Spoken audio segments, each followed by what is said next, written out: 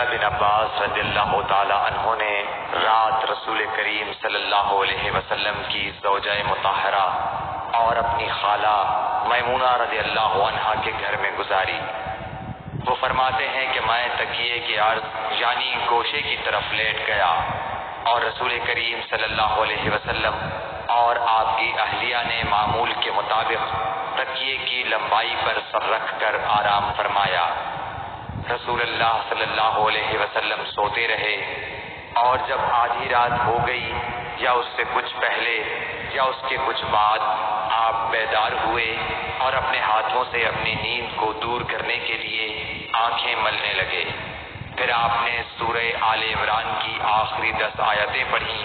پھر ایک مشکیزے کے پاس جو چھت میں لٹکا ہوا تھا آپ کھڑے ہو گئے اور اس سے وضو کیا، خوب اچھی طرح، پھر کھڑے ہو کر نماز پڑھنے لگے۔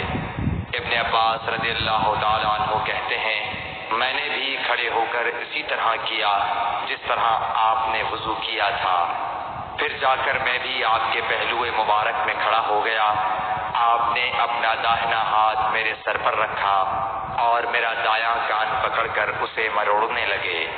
پھر آپ نے 2 رکعتیں پڑھی، اس کے بعد پھر 2 رکعتیں پڑھی، پھر 2 رکعتیں پڑھی، پھر 2 رکعتیں پڑھی، پھر 2 رکعتیں پڑھی، پھر 2 رکعتیں پڑھ کر اس کے بعد آپ نے وتر پڑھا اور لیٹ گئے۔